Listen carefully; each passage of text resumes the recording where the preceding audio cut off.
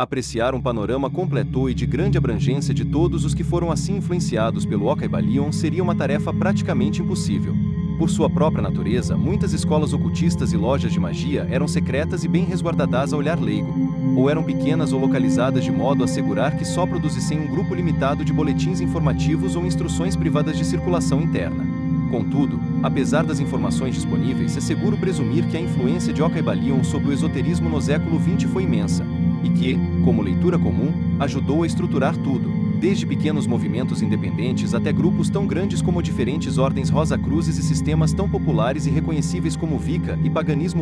Em meados da década de 1920, o ocultista Alfred Henry arrolou os 7 princípios herméticos de Ocaibalion exatamente nas mesmas palavras, e descreveu-os como as bases da doutrina Rosacruz. 26 Ele estava seguindo o forte precedente de George Winslow Plummer, cofundador da Societas Rosicruciana nos Estados Unidos, que anteriormente se referira ao Ocaibalion como a grande diretriz de toda a filosofia hermética, e parte do Evangelho de Nosso Pai Hermes. 27 Plummer também aconselhava os alunos a dedicarem todo o seu tempo ao estudo do hermetismo do ponto de vista das verdades vitais que subjazem à superfície, e não do ponto de vista crítico e acadêmico, o que teria sido prudente, levando-se em conta a escassa capacidade de compreensão que a grande diretriz da filosofia hermética havia tido na antiguidade. Mais recentemente, outro grupo Rosacruz, de Sovereigne de Quarterço de Rosicross, a sede soberana da Ordem Rosacruz, nas Ilhas Canárias, tem uma primeira edição da tradução francesa de Ocaibalion, apresentada com grande destaque em sua coleção e na qual se menciona a proximidade que a obra tem com os Rosacruzes.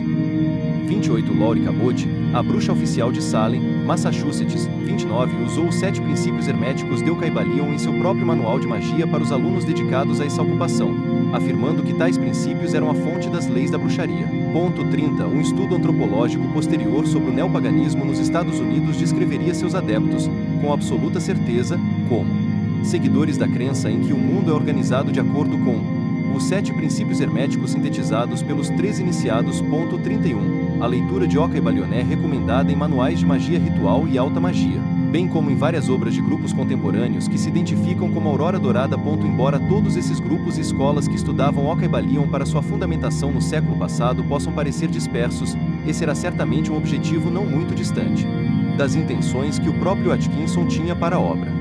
Durante sua vida, Atkinson recusou-se a aderir incondicionalmente a um grupo ou um sistema de crenças, e em suas obras ele instruiu sistematicamente seus leitores a experimentar, descobrir suas próprias verdades, permanecer independentes de todos os dogmas, mesmo que isso implicasse o descarte de boa parte de sua própria obra. No final do capítulo 14 de Ocaibalion, Atkinson oferece sua obra como uma chave mestra, um termo amplamente usado na época, em sua acepção ocultista, que trará clareza aos preceitos alheios, o que servirá como um grande reconciliador de teorias distintas e doutrinas antagônicas. Ocaibalion, porém, fez muito mais do que servir de companhia para outros textos metafísicos. Muitas de suas influências mais significativas iriam muito além das intenções, ou mesmo da imaginação de William Walker Atkinson. Alguns anos depois da morte de Atkinson, Ocaibalion vinha sendo modestamente usado como uma ferramenta comercial, anunciado na seção de classificados do The New York Times como 7 princípios poderosos para fomentar as técnicas de venda. 32 por 50 centavos. O aspirante a vendedor em meio à Grande Depressão poderia aprender técnicas de comunicação naquela obra de um antigo mago egípcio, Hermes Trismegisto, e fazê-lo em um escritório compartilhado, barato e perto da Broadway. 33 Mais tarde, Ocaibalion desempenharia um papel mais reservado e muito mais influente no modo como os norte-americanos viam dinheiro, o sucessor e o melhor caminho para chegar a ambos, por meio de um dos autores e conferencistas mais populares e conservadores do país, Norman Vincent Peale. Grande parte das críticas iniciais lançadas contra Peale depois da primeira edição e do sucesso de Poder do Pensamento Positivo 34 execravam por promover uma filosofia herética e centrada no humano, enfatizando o pensamento mágico e o poder pertencente ao homem, e não a Deus. Tempos depois, essas críticas ficariam difíceis de imaginar quando Peale se estabeleceu firmemente como um bastião do conservadorismo estadunidense da linha de frente do cristianismo protestante. Embora boa parte disso se devesse ao sucesso de Peale e à sua crescente influência em relações, ele também afirmava categoricamente que as bases de seus ensinamentos não iam muito além da Bíblia, da praticidade, do otimismo e do bom senso. Pouco antes de sua morte, porém, ele começou a revelar algumas das influências mais ocultas que ele havia tido em sua juventude. Em uma entrevista concedida à revista Science of Mind em 1987, Peale recordou como o livro Creative Mind and Success, 1919, do autor e místico Ernest Holmes. Ligado ao Neil Foote, foi-lhe dado quando ele ainda era um repórter iniciante, e como o livro terminou por aumentar sua autoconfiança e colocá-lo no caminho de seu futuro sucesso. 35 e alguns anos depois, Peale escreveu um artigo para o Society Hit Journal, em que abordou a forte influência que a franco-maçonaria tivera em sua vida, referindo-se a ela como um tesouro inesgotável de princípios e objetivos que tornaram ainda mais fortes aqueles que eu já vinha abraçando em minha vida. 36.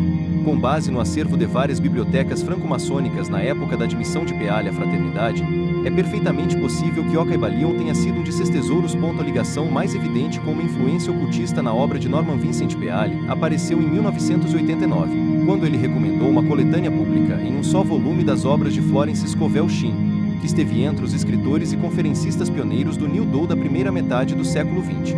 Shinn era mais conhecida por seu livro de 1925 sobre a dinâmica do poder metafísico da mente, O Jogo da Vida e Como Jogá-lo. Peale afirmou sobre os escritos de Shinn: o jogo da vida é pleno de sabedoria e insights criativos. Que seus ensinamentos serão proveitosos é coisa que posso afirmar, pois eu mesmo os utilizei durante muito tempo. 37. Um ano e meio depois da morte de Peale, dois sacerdotes chamados John Tweed e George Ezou escreveram, para um periódico acadêmico de pequena circulação, o Lutheran Quarterly, um artigo em que detalhavam a ligação entre Norman Vincent Peale e Florence Shinn. Tweed e Ezou viam as frases e ideias de Shinn no cerne da obra de Peale, e o Caibalion no cerne da obra de Shinn, uma questão que ela deixou bem clara em sua obra The Secret Door to Success, de 1940. Se você fizer uma leitura atenta de Ocaibalion, descobrirá que Hermes Trismegisto ensinou exatamente aquilo que hoje ensinamos. Faz pouca diferença saber se Peale foi diretamente influenciado por Ocaibalion, ou se terá recebido uma influência indireta, através das obras de Florence Shinn.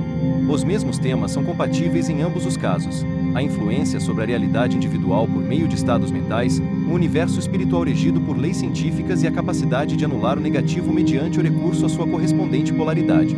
É difícil não identificar a terceira lei hermética de Ocaibalion, o princípio da vibração, no capítulo 4 de O Poder do Pensamento Positivo, publicado por Peale em 1952. Pessoalmente acredito que a oração transmite vibrações de uma pessoa a outra e a Deus.